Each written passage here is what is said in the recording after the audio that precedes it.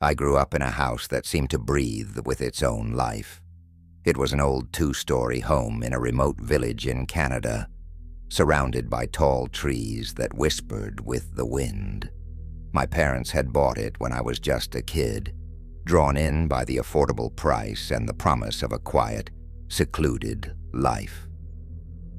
From the outside, it looked like a typical country house.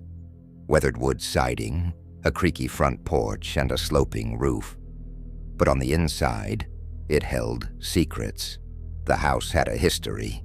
Before we moved in, it had been a hotel, or maybe a boarding house, depending on who you asked. The locals said it was built in the early 1900s, back when the village was more of a bustling waypoint than the sleepy place it had become. Every room seemed to hold traces of past lives, from the scuffed floorboards to the faded wallpaper in the upstairs hall.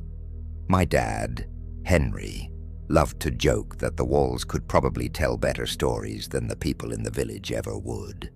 What made the house unsettling wasn't just its age, though.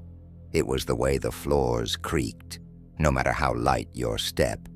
The basement, dark and windowless, was a cavernous void that seemed to swallow sound.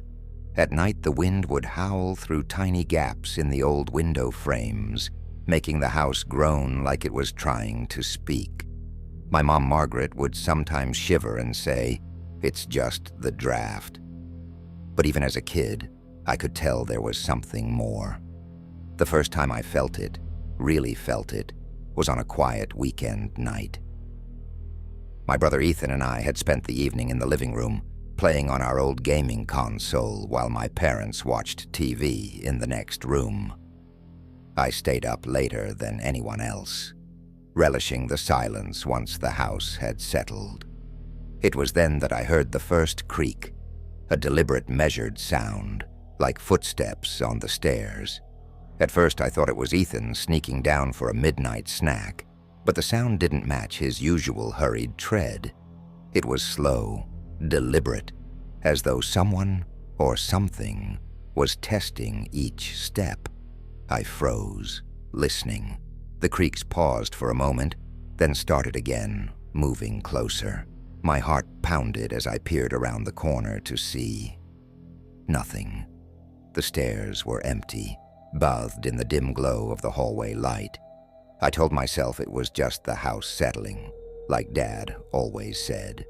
But the unease stayed with me, creeping in whenever I was alone. Over time, I started to notice other things, the way certain spots in the house always felt colder, even in the summer, the way shadows seemed to stretch a little longer in the upstairs hallway, the way my mom avoided the basement, even during the day. It wasn't enough to make me believe in ghosts, not yet, but it was enough to make me wonder. Looking back, I think that first night planted the seed of doubt in my mind. Doubt in what was real and what wasn't. Doubt in whether the house we called home was truly ours, or if we were simply borrowing space from something that had been there long before us.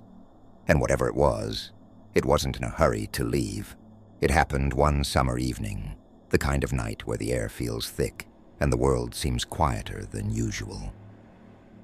I was riding home with my dad, Henry, after a late grocery run.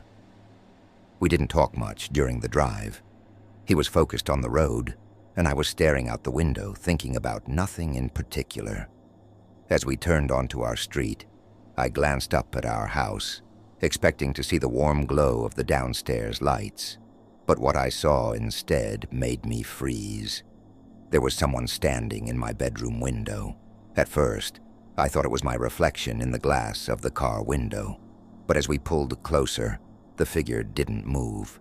It was just there, framed by the pale light of my room. I could make out the shape of a head and shoulders, but no details. My dad must have noticed my reaction because he slowed the car and followed my gaze. He squinted up at the house, his mouth tightening into a thin line. "Stay here," he said when we pulled into the driveway. His voice was calm, but I could tell he was uneasy. He grabbed the flashlight we kept in the car and climbed out. leaving the engine running. I watched as he walked toward the house, the beam of light cutting through the shadows. I didn't stay in the car. I couldn't. Curiosity and fear pushed me to follow him, though I hung back near the porch. The creak of the front door made me flinch as he stepped inside. A moment later, I heard his voice calling out, "Hello? Is anyone here?" I expected to hear footsteps or the sound of someone scrambling away, but the house was silent except for the familiar groans of the old wood. My dad moved through the rooms methodically, checking closets and corners. When he finally reached my room, I was right behind him. The bed was unmade, the lamp still on, but the room was empty. The window was locked from the inside. We searched the whole house, every room, every shadowed corner. There was no one. Yet I couldn't shake the image of that figure in the window. It felt too real, too deliberate to be a trick of the light. My dad tried to reassure me as we locked up and settled in for the night, but I could tell he was just as rattled. The next day, I told my mom and siblings what we'd seen. Margaret frowned but didn't say much, her lips pressed tightly together as if she didn't want to give the idea any weight. My older sister, Laura, laughed it off, saying it was probably some weird reflection or a bird perched on the sill. Ethan, my younger brother, made a joke about ghosts and offered to sleep in my room for protection. I laughed along with him, but deep down, I knew what I'd seen, and I knew my dad had seen it too, though neither of us said it out loud. From that night on, I couldn't look at the house the same way. The window that had always been just a window now felt like a watchful eye, and I couldn't shake the feeling that something, or someone, had been standing there, waiting. It wasn't long after the figure in the window that I found myself spending more time in the basement. It wasn't exactly by choice. The basement was where we kept the old gaming console, and with Ethan hogging the TV upstairs, it was the only place I could play without interruptions. I didn't like the basement. No one did. It was windowless, pitch dark without the light on, and the cold concrete floor seemed to leach warmth from the air. Still, I figured distractions would keep the unease at bay. One night, I stayed down there longer than usual. Everyone else had gone to bed, the house quiet except for the occasional creak of settling wood. I'd lost track of time, caught up in a game, until I felt my eyelids drooping. Deciding I was too tired to climb back upstairs, I grabbed an old blanket from the corner and stretched out on the worn couch we kept down there.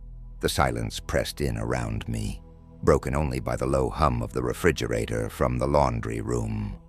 It was the breathing that woke me. At first, I thought it was my own, ragged from a restless sleep. But as I became more alert, I realized it wasn't coming from me. It was close, so close I could feel the faint warmth of it against my ear. Slow, steady breaths, in and out, in and out. My whole body froze, fear locking me in place.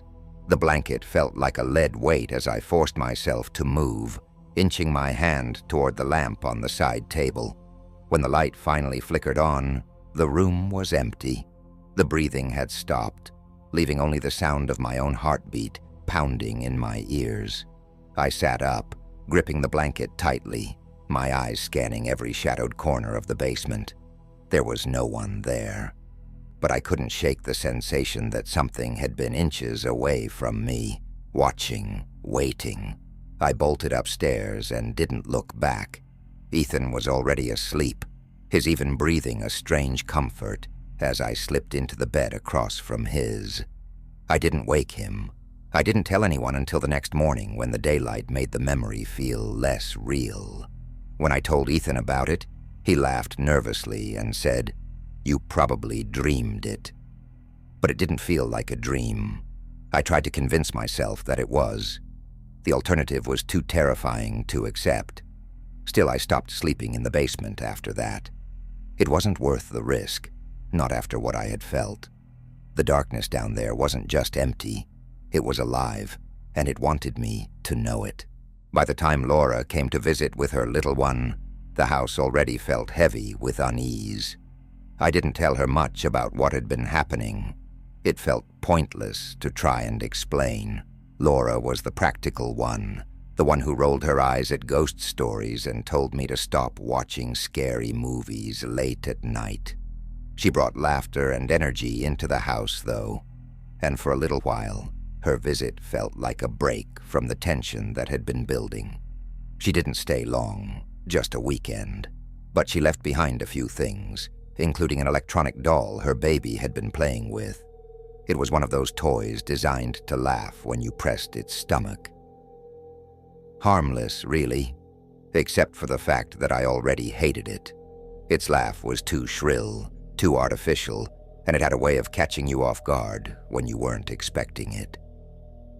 That night, after everyone else had gone to bed, I sat in the living room trying to distract myself with a book. The doll had been left on a lamp table across the room, its painted eyes staring blankly at nothing. I'd turned it off earlier, just to be sure. The house was quiet, the kind of deep silence that presses into your ears and makes you hyper-aware of every sound. And then the laughter started. It was soft at first, like the faintest echo of a giggle, but it grew louder, clearer. My heart stopped. The doll. I glanced toward the lamp table, and there it was, sitting upright, its plastic face tilted toward me, as if it had been waiting for this moment. I couldn't move. My legs felt glued to the floor, and my mind raced, trying to make sense of what was happening. I wasn't sure how long I sat there, staring at it, waiting for it to stop. Finally, the laughter cut off mid-sound, leaving the room in a deafening silence.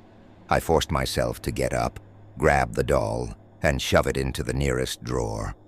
My hands were shaking, and I didn't stop until I was back in my room, the door firmly shut behind me.